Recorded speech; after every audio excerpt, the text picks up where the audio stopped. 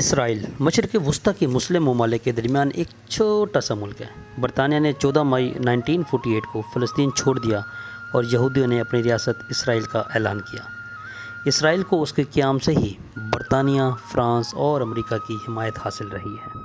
السلام علیکم، میں ہوں محسن بھٹا اور اس ٹائم آپ دیکھ رہے ہیں میرا یوٹیوب چینل محسن بھٹا۔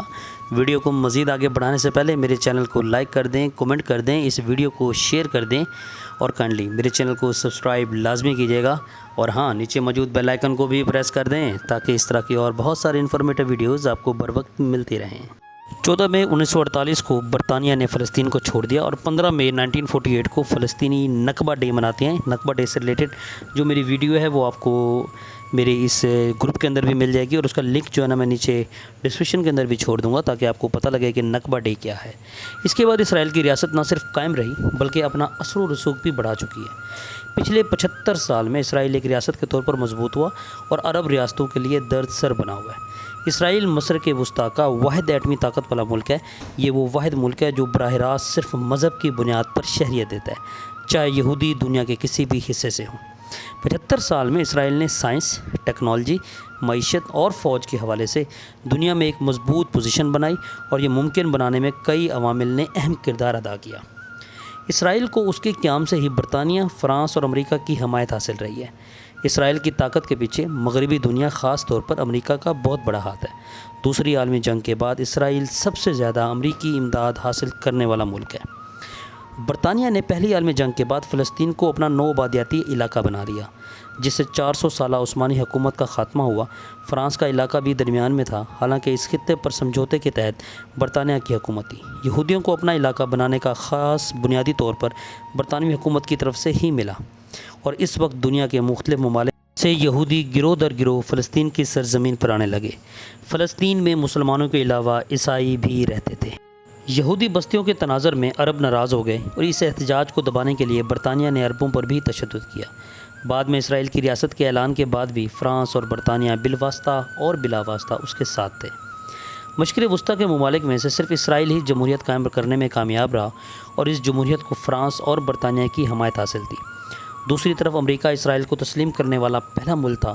امریکہ نے اسرائیل کی ریاست کو اس دن تسلیم کر لیا تھا جب وہ قائم ہوئی تھی، لیکن اس خطے میں برطانیہ اور فرانس کا اثر و رسوخ زیادہ تھا۔ تاہم امریکہ کے ساتھ تعلقات 1956 میں دوسری عرب اسرائیل جنگ کے تناظر میں مزید مضبوط ہوئے۔ جب اسرائیل نے مغرب کی مدد سے مصر پر حملہ کیا تو سوویت یونین نے ان ممالک کی مدد کرنے میں دلچسپی ظاہر کی جنہوں نے مصر کی حمایت کی، اور امریکہ نے مشرق وسطیٰ میں سوویت یونین کو روکنے کے لیے برطانوی فوجیوں کی پوزیشن سنبھالی۔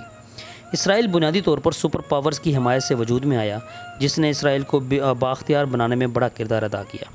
اس کے علاوہ یہ بھی خیال کیا جاتا ہے کہ یہودیوں کے تعلیمی، ثقافتی اور سائنسی پہلو عربوں سے مختلف ہیں۔ یہی وجہ ہے کہ مشرق وسطیٰ میں اسرائیل کو ایک مغربی ملک تصور کیا جاتا ہے، اور 70 کی دہائی سے اسرائیل کی عرب ریاستوں کے ساتھ مفاہمت کی راہ امریکہ کی مدد سے شروع ہوئی۔ یہودی دانشوروں نے اسرائیل کو ایک نہایت ذہین، جدید، تعلیم یافتہ قوم کے طور پر قائم کیا۔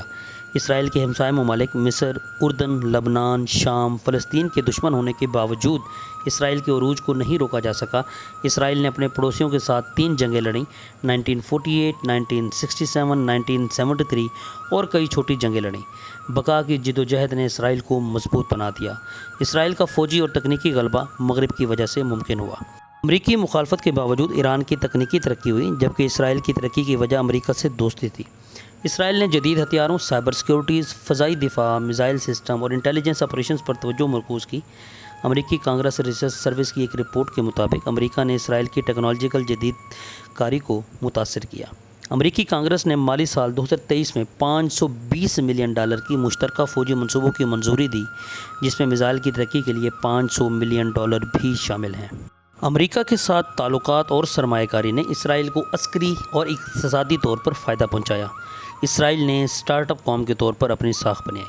ایک ریاست کے طور پر اسرائیل شروع سے ہی عسکری طور پر مضبوط ہونے کی کوشش کرتا رہا ہے، کیونکہ عرب ریاستوں کے درمیان اس کا زندہ رہنے کا یہی واحد راستہ تھا۔ اسرائیل نے اپنی فوجی قوت کو حکمت عملی اور دور اندیشی کو مد نظر رکھتے ہوئے تیار کیا۔ ملک میں 18 سال کی عمر کے بعد تمام یہودی شہریوں کے لیے فوجی سروس لازم ہے۔ مردوں کے لیے 32 ماہ اور خواتین کے لیے 24 ماہ کی فوجی تربیت ہے۔ ملک اسرائیل جو ہے وہ 60 کی دہائی سے ایٹمی طاقت بن گیا۔ فرانس نے اسرائیل کے جوہری ہتھیاروں کے پروگرام میں اس کی مدد کی۔ اسرائیل نے اپنے ایٹمی پروگرام کو انتہائی رازداری کے ساتھ آگے بڑھایا۔ امریکہ مشرق وسطیٰ کے دیگر مسلم اقلیتی ممالک کو جوہری طاقت کے حصول سے روکنے کے لیے پرعزم تھا۔ برطانوی میڈیا دی گارڈین نے 15 جنوری 2014 کو اپنی ایک رپورٹ میں بتایا کہ امریکہ اور برطانیہ نے اسرائیل کے جوہری پروگرام پر بڑی حد تک آنکھیں بند کر رکھی ہیں۔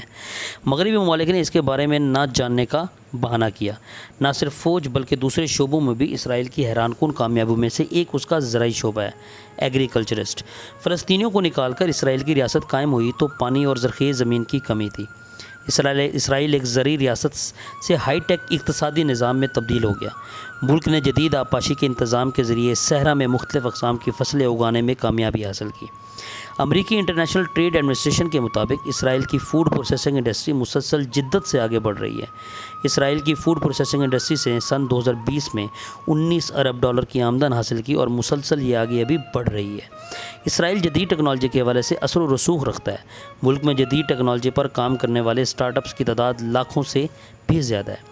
اسرائیل کی قیادت فوج، زراعت، تعلیم اور بین الاقوامی تعلقات میں طویل المدتی سوچ رکھتی ہے۔ اگر دیکھا جائے تو اسرائیل کی قیادت کا انداز اور پالیسی قدرے مختلف ہے۔ وہ فیصلہ سازی میں طویل مدتی اہداف اور بین الاقوامی تعلقات کو ترجیح دیتی ہے۔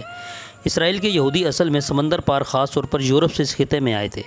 18ویں سے 19ویں صدی تک یورپ میں علم کی ترقی کا حصہ یہودی دانشور تھے، جنہوں نے اسرائیل کو ایک انتہائی ذہین، جدید، تعلیم یافتہ قوم کے طور پر قائم کیا۔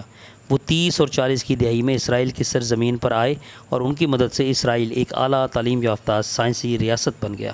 مشرق وسطیٰ میں جہاں غربت، عدم مساوات اور تعلیم کی کمی تھی، وہیں اسرائیل ایک مختلف معاشرے کے طور پر ابھرا۔ اسرائیل کتنا ہی جدید یا طاقتور کیوں نہ ہو، ان کی بین الاقوامی قانون کی خلاف ورزی، فلسطینی سرزمین پر قبضے اور لوگوں کے خلاف تشدد کو نظر انداز نہیں کیا جا سکتا۔